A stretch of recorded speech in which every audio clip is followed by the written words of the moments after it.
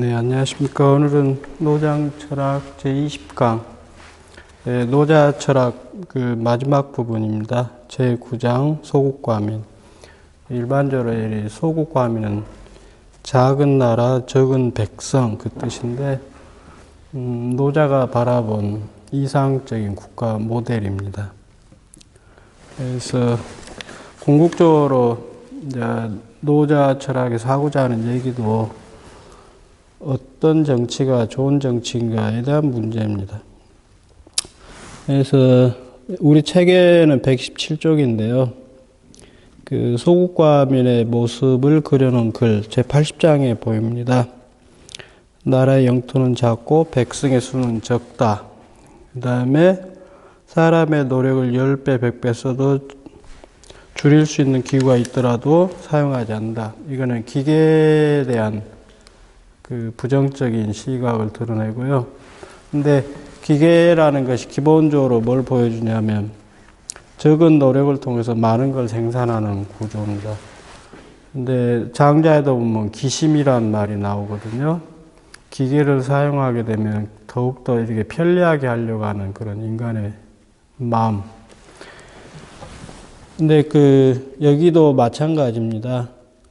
그런 인간의 노력보다도 훨씬 효율적인 기계를 사용하면 그것이 마치 좋을 것 같이 이렇게 생각을 하는데, 근데 지금 우리 4차 산업혁명도 마찬가지입니다.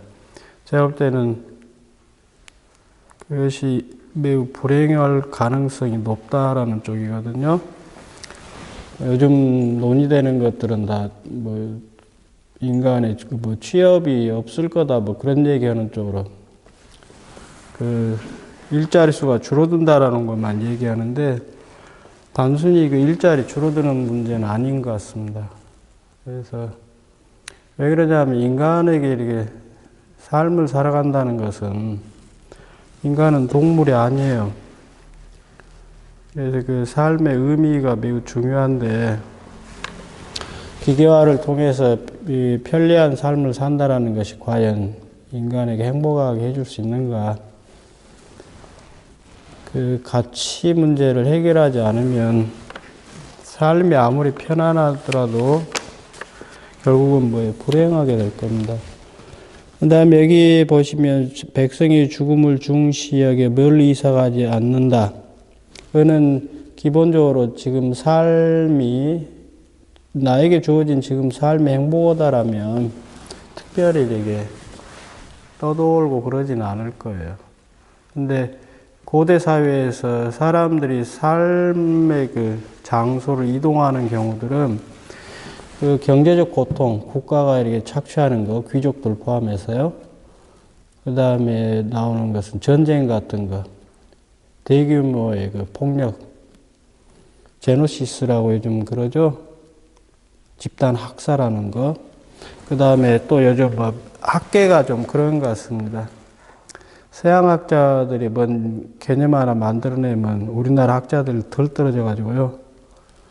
몇 년간 그걸로 이제 논문 쓰고 장난치고 그럽니다. 그러고는 조용해요. 노마디즘 많이 들었죠? 요즘 조용하죠? 그러니까 제노사이드가 됐던 그것도 원어 쓰는 걸 좋아하지 않는데 분명히 우리말로 표현할 수 있는 것들을 영어를 써야 이렇게 뭔가 티가 나니까 그렇게 쓰는 게, 물론 어떤 개념들은 번역이 안 되는 경우도 있어요. 그거는 잠시 그냥 원어를 쓸 수도 있겠지만 궁극적으로는 우리말로 이렇게 번역할 수 있어야 한다. 그런데 그런 게 잘 안 돼요, 지금. 국가가 천하니까 학문도 천박합니다. 그건 그렇고, 그 다음에 배와 수레가 있다 탈 일이 없고 날카로운 무기와 튼튼한 갑옷이 있어도 전쟁할 일이 없다. 지금 작은 공동체를 이루고서 삶을 꾸려나갈 수 있다라면 전쟁하는 것은 의미가 없겠죠, 당연히. 그러나 작은 공동체, 요즘 뭐죠? 지역 생산인데 로컬 어쩌고 저쩌고 했었는데 한국에서 생산되는 물건들이 해외에서 팔리고 여러분들이 매일 먹고 입고 하는 것들이 지구상 모든 곳에서 들어오는 물건들입니다. 이게 어떻게 보면 우리나라에서 가장 좋은 생산품들은 해외로 보내고 그 해외에서 싸구려 음식들, 천한 것이 들어옵니다. 한국 사회에 보면. 근데 그런 것들도 보면은 경제적 수치로 보면 그게 세계 경제가 활발하게 되고 경제 성장으로 잡힙니다. 그러나 인간의 삶이라는 측면에서 보면 지금과 같이 이런 광기, 이런 신자유주의는 좋은 제도는 절대 아닙니다. 그래서 지금 앞으로도 이렇게 자꾸 글을 보면 지금 세계의 양극화 문제 많이 얘기되고 그래서 지금 전쟁의 위협이 갈수록 지금 높아지고 있습니다. 지금 제가 볼 때는 그래요. 미국 일극체제, 지금 뭐 중국까지 해서 양극체제라고 얘기하지만 그런 집단 어떤 전통적인 세계예요. 패권이라는 것은. 그런 식으로 해서 정치가 오래 갈 수 없습니다. 미국 패권도 이제 끝마무리예요. 근데 그런 것들이 왜 발생하는가? 그 인간이 살아가는 그 공동체가 계속 확대되면서 먹이 문제부터 해서 주거 문제까지 별별 이제 인간 생존에서 기본이 되는 것들이 문제가 되는데 그런 것들이 계속 충돌이 일어납니다. 첫째는 제일 핵심은 그런 것 같아요. 이익 분배가 안 되면 세상은 혼란스럽게 될 수밖에 없어요. 지금 비정규직 늘어나는 것도 마찬가지고. 여기 소극과 면에서는 우리가 생각해 볼 문제들은 지금 신자유주의로 표현되는 세계화, 뭐 글로벌, 뭐 지구화라고 뭐 표현하고 그러는데 그것이 아닌 좀 더 작은 공동체 안에서 인간들이 좀 더 단순한 삶을 살아갈 수 있는 방식들이 뭔가 하는 거예요. 제일 그 문제거리 중에 하나가 지금도 그 도시화입니다. 도시화. 지금 지역 그런 얘기 여러분도 많이 들었을 거예요. 우리나라 뭐 시골 뭐 공동체라고 그래야 하나요? 그런 것들이 지금 자꾸 소멸된다고 그러는데 지금 그것이 계속 당겨지고 있습니다. 거의 중소도시 이하들, 중소도시도 사라질 거예요. 그래서 전국에 있는 몇 개의 큰 도시 또는 위성 도시들 빼고는 지금 현재 경제 구조로 보면은 시골은 사라질 테고, 뭐 여러분들 잘 아는 거 환경 문제도 마찬가지입니다. 쓸데없이 많이 생산하고 낭비하는 것들. 그 다음에 여기 백성들은 다시 새끼를 꼬고 자신의 음식을 달게 먹고 의부와 아름답게 먹으며 거처를 편안하게 여기고 풍속을 좋아하며 이웃나라 서로 바라보고 닭이나 개 짖는 소리 들려 늙어 죽을 때가 서로 오가는 일이 없을 것이다. 앞에 얘기가 다 마찬가지들이에요. 이게 지금 그 노동 문제도 오늘 잠깐 기사를 보니까 뭐 해외 노동 인력이 들어오지 않는다. 3대 업종 같은데 일 안 하잖아요, 한국 사람들. 그래서 뭐 기사는 하도 거짓말이 좀 많으니까 잘 꼼꼼히 살펴서 봐야 하는데 어쨌든 그 기사 보면 그런 글도 있어요. 시골 농촌에 새로운 노동자들이 들어오지 않으니까 외국 노동자겠죠. 뭐 한 달 600만 원씩 줘도 안 온다 그러는데 내가 볼 때는 거짓말이에요. 그런 기사들은 다 거짓말이에요. 물론 시골의 노동 인력이 부족하다라는 건 사실이지만 한 달에 500만 원, 600만 원 줘도 안 간다라는 건 그 거짓말들입니다. 아무튼 제일 중요한 것들은 인간이 어떤 삶을 살아가는 게 행복한가라는 문제에 대한 고민들을 이제 집단으로 하지 않으면 불가능합니다. 여러분들 뭐 예를 들면 환경 보호한다고 그래서 집에서 비닐 적게 쓰고 환경 파괴하는 그런 쓰레기 같은 것을 적게 만든다고 그러지만 그런 개인들 노력으로 될 일들이 아닙니다. 그거는 아무 효과 없어요. 현실적으로 보면. 그거는 제도를 통해서 바꾸지 않는 한은 인간사회는 안 바뀌어요. 네, 그런 것들은 어떤 면이 있냐면 마치 환경 문제가 개인한테 책임 있는 것 같이 말해요. 물론 개인 책임도 있겠죠. 근데 그 개인들이 겪는 환경 문제에 대한 영향력은 별로 안 커요. 그리고 기업들이 보여주는 그런 환경 오염, 올바르게 생산하고 소비하지 않는 것, 그런 것들이 훨씬 더 큰 원인입니다. 128쪽 보시면 그 위에 써놓은 것들은 기본적으로 이제 노자 철학에 대한 이제 글들 보면 그 이전의 글들에서 노자 철학에서 뭐 문명을 반대한다 뭐 그런 얘기를 써놨다라고 해서 비판하고 뭐 우민 정치한다 그러는데 되게 멍청한 놈들이 글 쓰면 그렇습니다. 노자가 뭔 얘기를 하고자 하는가 의미는 이해하지 않고 그 대표적인 것이 그 방송에 나와서 그 깝죽대는 강신주 같은 애들이 쓰는 글들 보면 이상하게 글을 써요. 시덥지 않은 소리들. 말로는 거 누가 못해요. 아무 의미 없는 말들, 말장난하는 것들. 제가 볼 때 그래요. 좀 나쁘게 비판은 방송국에 나오는 개그맨들이에요.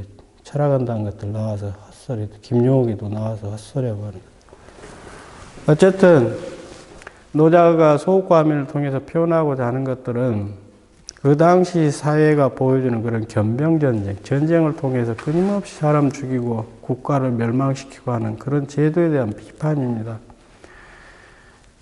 국가가 크든 작든 어떤 면에서는 그렇습니다. 내 사는데 별 중요하지도 않아요. 정권이 바뀌든 말든 내가 살아가는 삶의 꼬라지는 큰 변화 없습니다.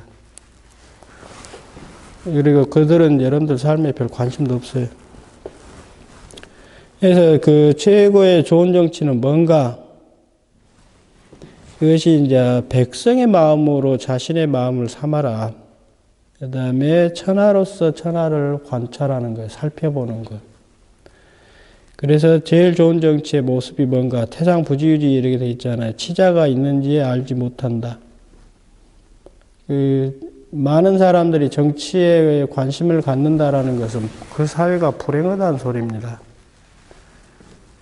그래서 우리 같은 정치가 큰 영향을 주는 사회, 이건 후진국이에요. 요즘 뭐 우리나라 보고 선진국이다 어쩌다 그렇다는데 돈은 선진국이 됐는가 모르지만 우리나라, 우리 사회 전반적인 문화로 보면 후진국도 이런 후진국 드물어요.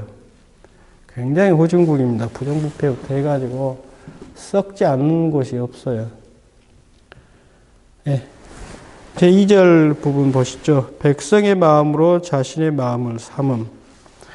왜 이러냐면 이 중국 고대 중국 사회에서는 국가 자체를 군주의 소유물로 여겼습니다. 그래서 여기 글처럼 군주들은 국가를 마치 자신의 사유물처럼 여겨왔다. 이게 여기서 국가라고 이렇게 간단하게 썼지만은 사람까지를 자기 소유물로 알아요. 그래서 개인의 생명도 국가가 필요하면 아무 때나 죽이고 그랬습니다. 여러분들 그 조선왕조 그 드라마 같은 거 보시면 뭐 그런 말 많이 나오죠. 임금은 만백성의 어버이다 그러고 뭐 명성황은 뭐죠? 연극인가요? 뭐라고 그러나 모르겠다. 여기 보면은 뭐 나는 국모다 그런 소리 헛소리 하잖아요. 나쁘게 보면은 국가라는 것은 전번에 그 국가의 기원 문제도 얘기했었지만 국가는 기본적으로 폭력으로 이렇게 형성된 겁니다. 현실은. 근데 거기에 대한 이제 국가 이론도 여러 가지 있긴 하는데 기원의 문제는 빼놓더라도 국가가 해야 할 일들은 뭔가? 그러면 간단해요. 백성들 잘 먹고 잘 살면 되는 게 그게 좋은 정치입니다. 근데 국가가 권력을 잡고서 백성들을 자기 소유물로 여기는 거예요. 근데 여기 글도 써놨지만 천하는 결코 어느 한 사람의 소유물이 아니다. 이 세상은 인간의 소유물도 아니고 천지만물이 주인이다라고 그렇게 해놨잖아요. 그게 도의 세계입니다. 이 세계에 존재하는 모든 것들은 그래서 각자의 자기 삶을 자기 마음대로 살아갈 수 있는 권리가 있는 거예요. 이게 이제 뒤에 나도 올해 그 책을 냈었는데 천하는 천하 사람의 것이에요. 누구 것의 소유도 아니고 못 배운 것들이 꼭 국수주의자가 됩니다. 무식한 것들이. 그래서 애국자. 제일 역겨운 말 중에 하나가 그런 말입니다. 저한테는. 마치 국가가 나의 삶의 모든 것인 것처럼. 그래서 국가를 위해서 개인은 죽어라 이렇게 가르치는 겁니다. 그래서 제일 중요한 거 첫 번째입니다. 여기 군주 정치, 천하를 다스린다는 군주는 자기의 생각을 주장해서는 안 돼요. 그리고 백성들이 어떤 것을 바라는가. 여기 백성의 마음으로 자신의 마음을 삼는다. 아까 첫 번째 얘기했던 부분이에요. 성인은 자신의 사사로움을 바탕으로 항상된 마음이 없기 때문에 백성의 마음으로 자신의 마음을 삼는다. 그래서 국가 관리는 국민들이 지금 고통 겪고 있는 문제가 뭔가, 빨리 해결해야 할 문제가 뭔가, 그거 해결하는 게 국가가 할 일이에요. 그런 거 안 하면은 군주는 죽여도 됩니다. 그게 옛날 그 주나라 이전의 그 전통적인 문화였어요. 거기에 대해서 물론 학자들은 중앙 집권이 불완전했을 때 얘기다 그렇게 얘기하는데, 불완전하든 말든 권력을 쥐고서 국가 문제를 바로 해결하지 못하면 옛날엔 죽였어요. 군주 역할을 못하면 옛날 죽여야 했습니다. 지금도 사실은 마찬가지예요.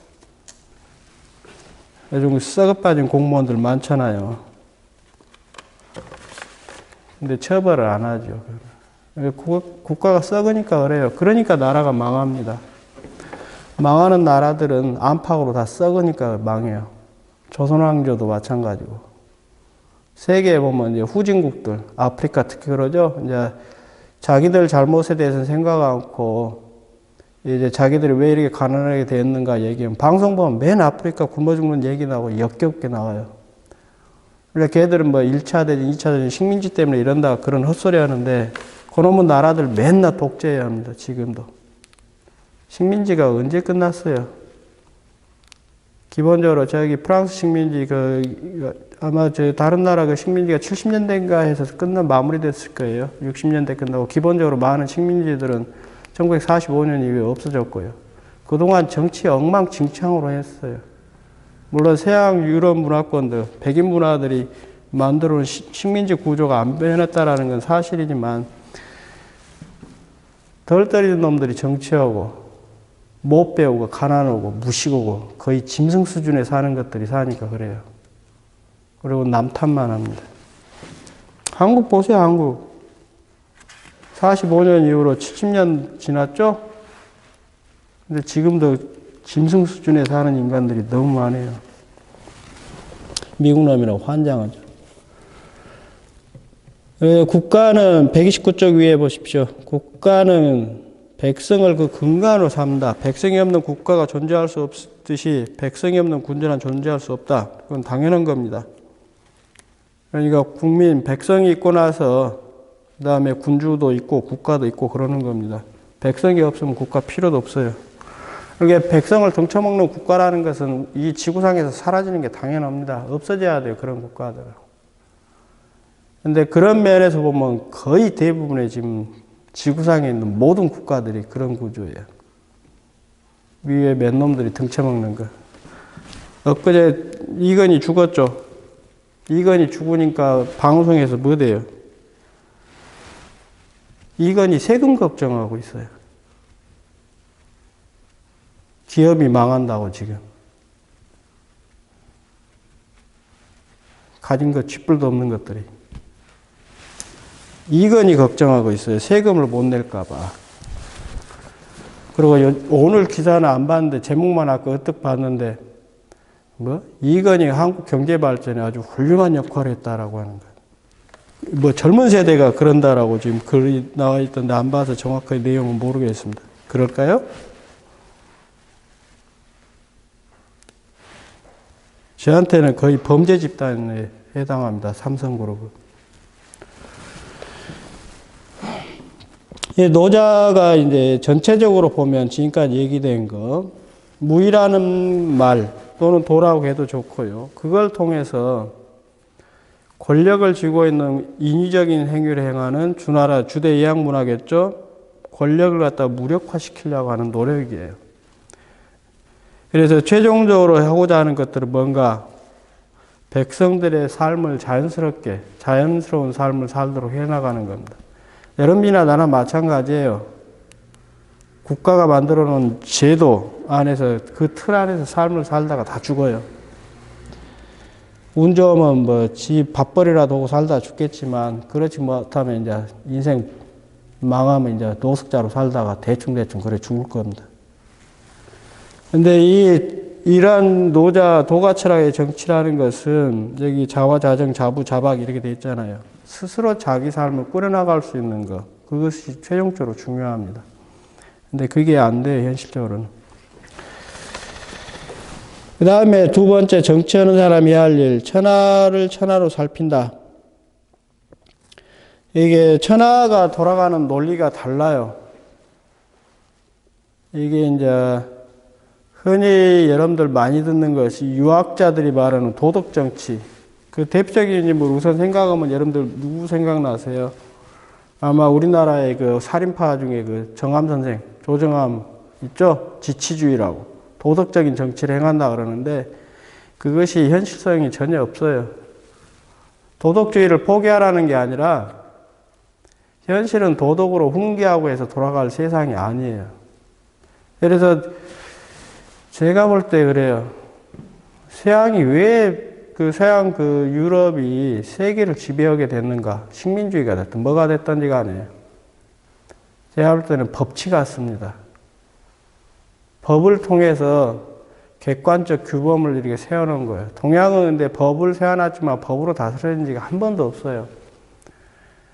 앞 시간에도 중국 얘기했지만 이게 중국 철학이니까 중국 얘기를 자꾸 하는데 중국은 지금도 법치국가 아니에요. 법만 세워져 있지만 인치국가입니다. 한국 사회도 지금 마찬가지예요. 지금 검찰하고 지금 정부하고 티격태격 싸우죠. 법무부하고.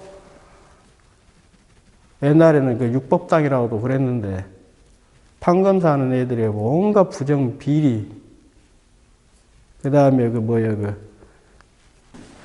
여러분들 옛날 같으면 검찰 같은 데 들어가면 고문합니다. 고문. 죽어버려도 상관없어요. 그러니까. 그냥 죽었다 하면 끝이니까. 그 집단들이에요. 지금 뿌리들이 다. 근데 그것도 다 국가 폭력이고. 그래서 이 도덕으로 지배한다라고 하는 것은 뭐 아까 얘기한 대로 도덕을 무시할 수는 없고 도덕 중요해요. 사람 살이에서는. 법만 가지고 되지 않으니까. 그러나 법이 바탕이 돼야 합니다. 어쨌든. 그거에서 진나라 때 법치주의 얘기한 것들 나오잖아요. 그게 왜 중요한가 여러분 생각해 보세요. 우리나라는 지금 법치국가도 아니에요. 제가 볼 때는. 어쨌든, 천하를 살핀다라는 것은 내 마음대로 세상을 이렇게 저렇게 다스리는 게 아니라 이 천하라는 세계가 어떻게 굴러가고 있는가에 대한 논리예요. 그 논리를 잘 파악해서 이 세상을 다스리라는 뜻입니다. 이것이 육아에 대한 비판이에요. 육아는 여러분들 잘 아는 대로 수신제가 축평천하 이렇게 하잖아요. 수신부터 평천하까지. 근데 수신을 하면은 뭡니까? 그 사람들이 실제 정치에 나가서 뭘 할 수 있는가? 불가능해요. 정부 기구가 썩어버렸는데 바르게 하면 어떻게 합니까? 아무리 바른 마음으로 정치를 하고자 해도 그 사람은 배제시켜버립니다. 여러 사람이 모이는데 여러분들 앞으로 직장 생활 해보세요. 직장 생활 하면서 여러분들이 저건 옳지 않습니다. 바르지 않습니다라고 얘기해 보세요. 근데 그 조직이 썩어 있다고 해요. 여러분들 쫓겨나요. 100%. 이게 인간이 살아가는 현실입니다. 아무리 도덕적이고 옳게 행동해도 현실에서는 그거 시도 안 먹혀요.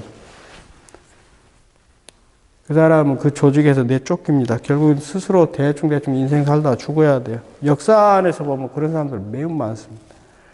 어쨌든 이것이 왜 천하로 천하를 살피라고 하는 것은 천하가 돌아가는 논리가 다른 논리들하고 달라요. 여러분들이 부모 자식 간의 관계에서 부모와 자식 관계는 기본적으로 사랑과 존경이에요. 근데 그 사랑과 존경이라는 논리가 확대되는 것이 육아에서 말하는 겁니다. 육아는 가정에서 통하는 논리를 확장해서 사회에서 이렇게 통용된다라고 하는데 그건 헛소리입니다. 전혀 안 통해요. 물론 일부는 있겠죠. 일부는 여러분들이 좋은 직장에 다니다 보면 상사와 동료 직원이든지 간에 굉장히 친밀한 관계를 유지할 수 있을 겁니다. 근데 그런 경우는 매우 드물어요. 현실적으로 봤을 때는 그런 방식으로는 안 통합니다. 그런 뜻이에요. 예, 오늘은 대충 여기 3장 부분까지 끝내고요.